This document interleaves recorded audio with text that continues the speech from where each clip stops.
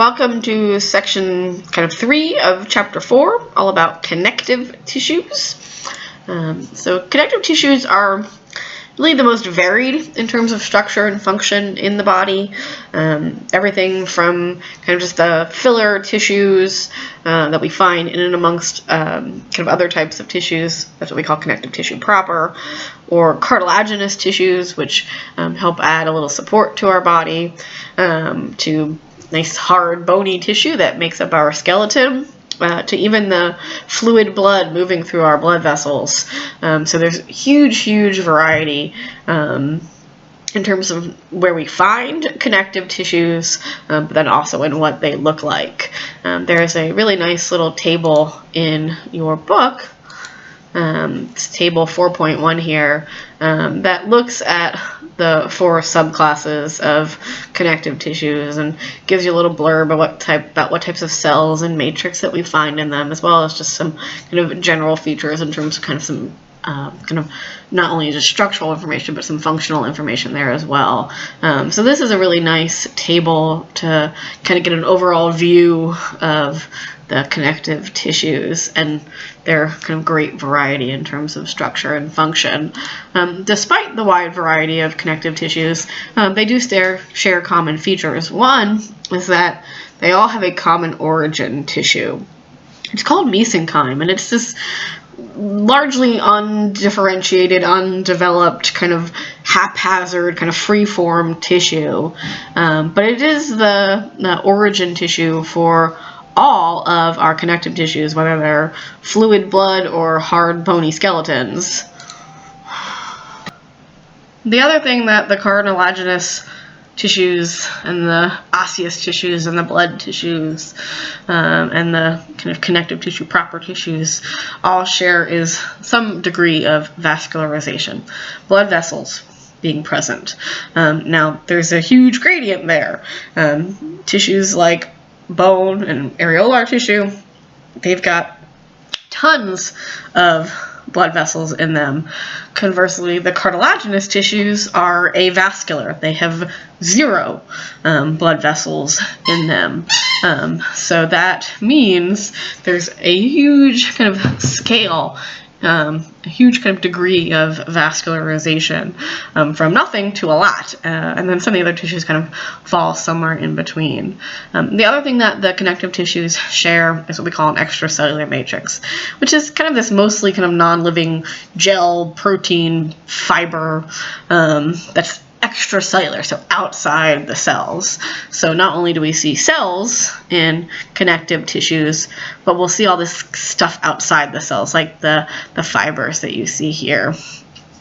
And really, it is this extracellular matrix that is responsible for the strength of the connective tissues, their ability to bear the weight of our body like our bones do, or to withstand the pulling of our muscles on our bones. We're talking about something like a tendon. We put a lot of abuse, kind of mechanical stress on our body, and what really helps our body kind of withstand all of that is our connective tissues. There are 3 elements in the extracellular matrix, the first of which is kind of the ground substance, that's kind of glue, right? It's interstitial fluid, it's kind of gel, it's protein in nature. We also then have 3 types of fibers that we find in some of our connective tissues.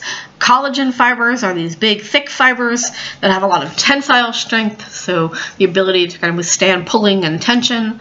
Elastic fibers, which are nice and kind of springy and stretchy, like rubber bands, and then also then reticular fibers, which make kind of a web that holds all the cells kind of in place. In terms of the types of cells that we find in connective tissues, of course we have our proper connective tissue cells that are responsible for making all of these fibers and protein glue in the ground substance. But we'll also find white blood cells or mast cells that play roles in inflammation. You can find fat cells and macrophages for eating things. So there's really just a huge kind of variety in terms of the types of cells that we see in our connective tissues, and kind of what types of cells we see, how they are arranged, how the fibers are arranged, completely and utterly dependent on which type of connective tissue we happen to be talking about.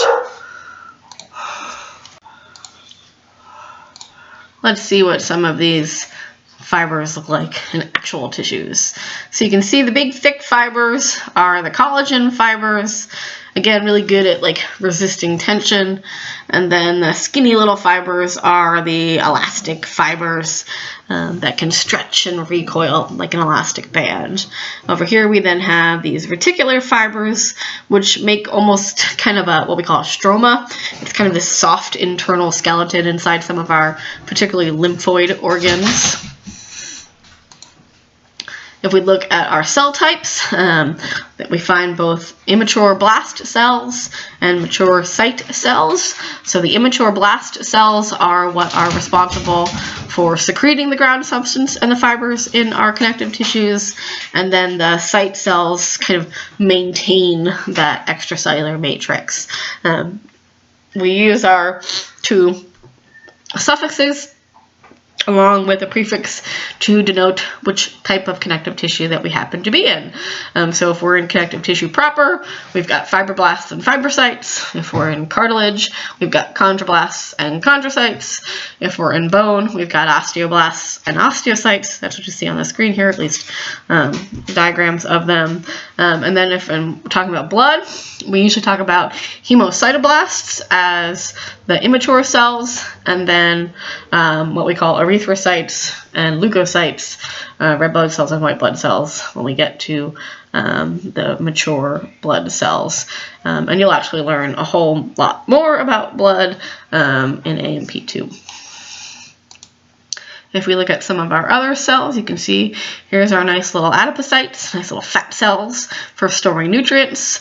All of our different white blood cells, which are our immune cells that our body makes lots of when we are injured. Mast cells like these produce something called histamine, which leads to that kind of inflammation that we associate sometimes, particularly with things like allergies or kind of that seasonal stuffiness that you get.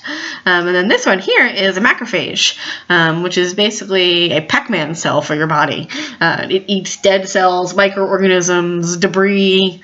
So if you've ever played that little video arcade game, Pac-Man, the little yellow guy just goes around eating things. That's essentially what a macrophage is like. These are our 11 types of connective tissues. So in terms of connective tissue proper, we have dense connective tissues and loose connective tissues. The dense connective tissues have more fibers, less extracellular matrix.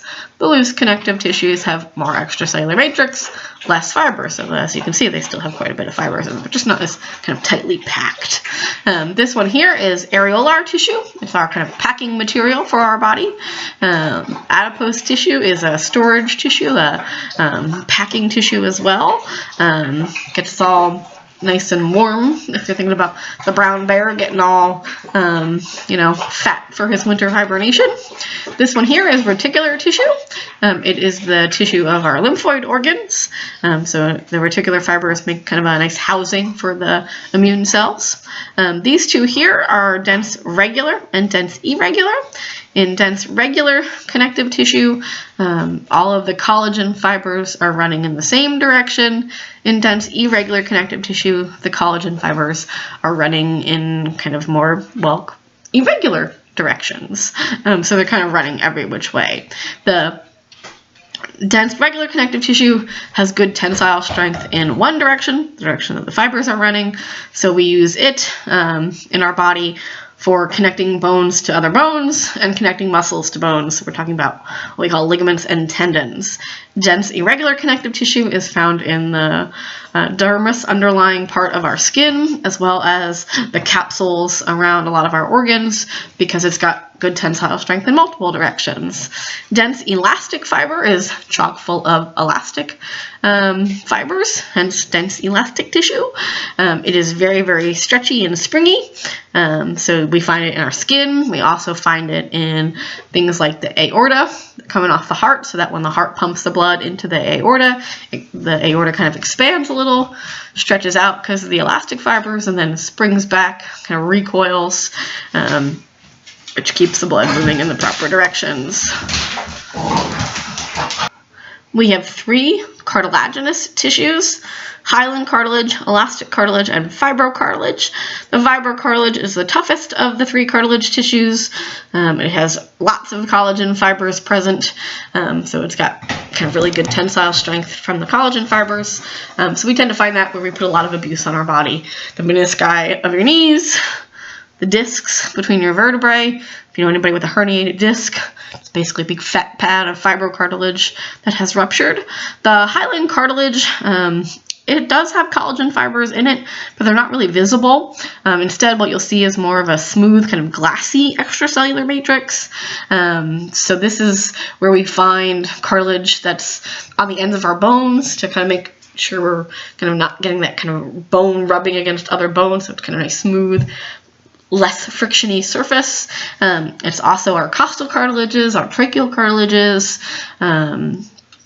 the tip of your nose. It's by far the most abundant of our cartilaginous tissues. Conversely, the elastic cartilage is a little stretchier, a little springier. It's the least abundant of your cartilaginous tissues. It's pretty much just your external ears and something called the epiglottis, which is this little flap of elastic cartilage that closes over your trachea when you swallow food, so that food goes down into your airways, not down your airways, so that it goes down the esophagus instead. And then the last 2 cartilaginous tissues are osseous tissue, or bony tissue, and blood. So blood is a fluid connective tissue. It, of course, is what is traveling through your blood vessels, full of red blood cells for carrying oxygen, and white blood cells, which are immune cells, and a whole host of other things that travel in the blood, like hormones. And then osseous tissue, bony tissue, is, of course, the hard, calcium incorporating extracellular matrix tissue that comprises our internal bony skeleton. And you'll learn all about that a little bit later in this semester.